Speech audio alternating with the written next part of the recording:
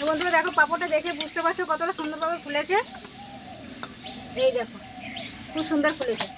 পাঁপড়গুলো কতটা মুচমুচে হয়েছে তোমাদের দেখি একটা ভাঙিয়ে দেখো। এই যে আওয়াজ শুনে বুঝতে পারছো কতটা মুচমুচে হয়েছে। বন্ধুরা কেমন আছো তোমরা? আশা করি তোমরা সঙ্গে খুব ভালো আছো। তো বন্ধুরা আজকে একটা পাঁপড়ের রেসিপি নিয়ে চলে আসলাম। আমরা ভাত রান্না করে ভাতের মাঠটা ফেলে দিই। তো আজকের ভিডিওটা দেখার পরে আশা করি তোমরা ভাতের মাঠটা একদমই ফেলবে না, ভাতের মাঠ দিয়ে পাঁপড় করে শেয়ার করো। তো বন্ধুরা তার জন্য কিছু মশলা ভেজে নেবো। গোটা শুকনো লঙ্কা, গোটা ধনে, গোটা জিরে, গোটা মৌরি, গোটা পাঁচফোড়ন আর গোটা জোয়ান আছে একসঙ্গে ভেজে নেবো। তো বন্ধুরা মশলাগুলি হালকা করে ভেজে নিতে হবে। আর মশলাগুলি ভাজা হয়ে গেছে, নামিয়ে নেব।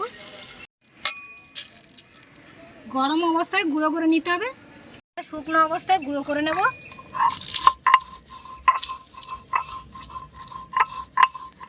তো মশলাগুলো খুব একটা গুঁড়ো করার দরকার নেই, একটু গোটা করে থাকলে পাঁপড়টা দেখতে আরো সুন্দর লাগবে। তো বন্ধুরা ভাতের মাঠটা ঢেলে নিলাম। মাঠটা কিন্তু অবশ্যই ঠান্ডা নিতে হবে, গরম নিলে হবে না, একটু ঠান্ডা করে নেবে। আর এখানে তো পরিমাণ মতন আমি 200 গ্রাম দিয়ে দিলাম চালের গুঁড়ি। চালের গুঁড়িটা ভালো করে মিশিয়ে নিতে হবে। এখানে 200 গ্রাম চালের গুঁড়ি দিয়েছি, এখানে 150 গ্রাম বেসন দেবো। দেওয়ার পরে ভালো করে ফাটিয়ে নিতে হবে। ভালো করে ফাটিয়ে নিতে হবে, ডেলাগুলো একদম মিহি করে নিতে হবে। তো বন্ধুরা দেখো ব্যাটারটা এতটা পাতলা, আবার ভীষণ পাতলাও না খুব একটা ঘরাও না, এরকম টাইপের কিন্তু ব্যাটারটা করতে হবে। তো তার মধ্যে দিয়ে দেবো কালো জিরে আর দিয়ে দেবো নুন। এবার দিয়ে দেবো ভাজা মশলা দিয়ে ভালো করে মিশিয়ে নিতে হবে।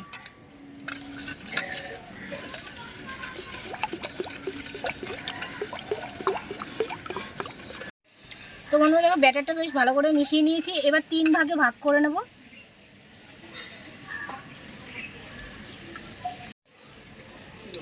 এবার দেখো 3 ভাগে ভাগ করে নিয়েছি। আমি 3টে কালার করবো।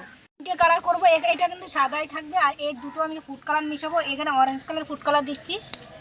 ফুড কালারটা দিয়ে ভালো করে মিশিয়ে নিতে হবে। এবার দেখো ফুড কালারটা ভালো করে মিশিয়ে নিয়েছি। এবার এর মধ্যে লাল ফুড কালার দেবো।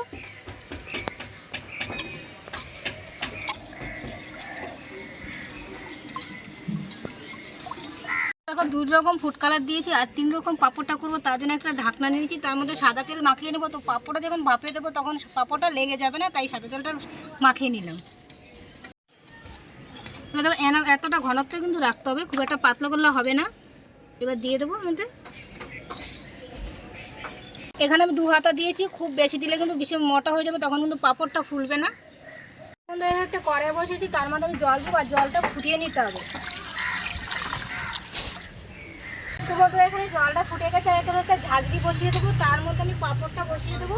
পাঁপড়টা বসিয়ে দিলাম, 10 মিনিট হতে দেবো। 10 মিনিট পর ফিরে আসি।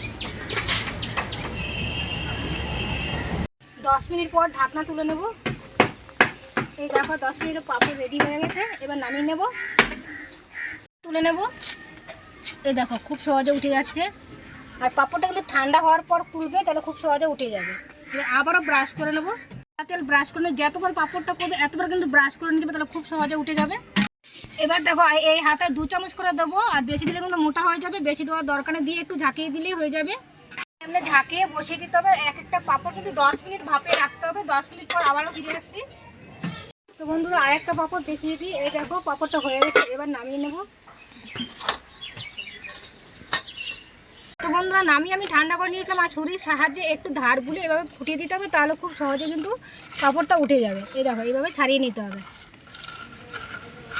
দেখো ধারগুলি আমি ছুরি দিয়ে একটু খুঁচিয়ে নিয়েছিলাম। এবার দেখো খুব সহজে কিন্তু উঠে যাবে। এই দেখো খুব সহজে পাঁপড়টা উঠে গেছে। এই দেখো প্রত্যেকটা একইভাবে আমি পাঁপড় তৈরি করে নিয়েছি। এবার দেখো এখানে দেখো সব কটা তৈরি হয়ে গেছে। এবার আমি এগুলো রোদ দেবো। কলা পাতা পেতে নিয়ে কলা পাতা রোদ দেবো। প্রত্যেকটা একইভাবে মেলে দিতে হবে। এই দেখো সব কটা একইভাবে রোদ দিয়ে দিলাম। রোদ দিয়ে 2 দিন লাগিয়ে শুকিয়ে নিতে হবে। ফিরে আসবে 2 দিন পর। ফিরে আসলাম 2 দিন পর। 2 দিন পর দেখো পাঁপড়গুলি শুকিয়ে একদম একদম পাতলা হয়ে গেছে। এই দেখো এখন পাঁপড়গুলি ভেজে তোমার সাথে দেখাবো যে কতটা সুন্দরভাবে ফুলবে। এই দেখো একদম পাতলা। বন্ধুরা পাঁপড়গুলি ভাজার জন্য কড়াইতে দিয়ে দেবো রিফাইন তেল। আর তেলটা বেশ ভালো করে গরম করে নিতে হবে।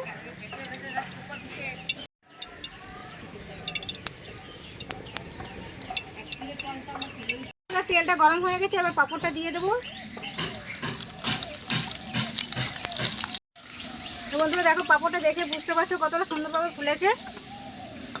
এই দেখো খুব সুন্দর ফুলেছে। এই দেখো বন্ধুরা, প্রত্যেকটা পাঁপড় কিন্তু খুব সুন্দরভাবে ফুলছে।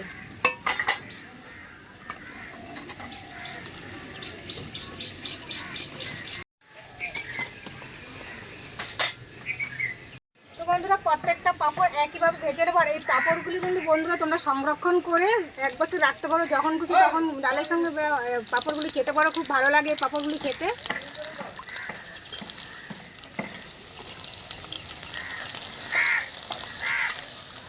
তো বন্ধুরা দেখো, সমস্ত পাঁপড়গুলি ভেজে নিয়েছি। 1 ঝুড়ি পাঁপড় হয়েছে, আর একটা পাঁপড় ভেঙে দেখাবো যে কতটা মুচমুচে হলো। ঠিক বুঝতে পারছো কতটা মুচমুচে হয়েছে। বন্ধুরা এই পাঁপড়ের রেসিপিটা যদি তোমাদের ভালো লেগে থাকে লাইক কমেন্ট শেয়ার করো। আর আমার চ্যানেল যদি নতুন বন্ধু হয়ে থাকে চ্যানেল সাবস্ক্রাইব করে পাশে থাকবে। দেখা হচ্ছে একটা নতুন রেসিপি নিয়ে। সুস্থ থেকো, ভালো থেকো, টাটা।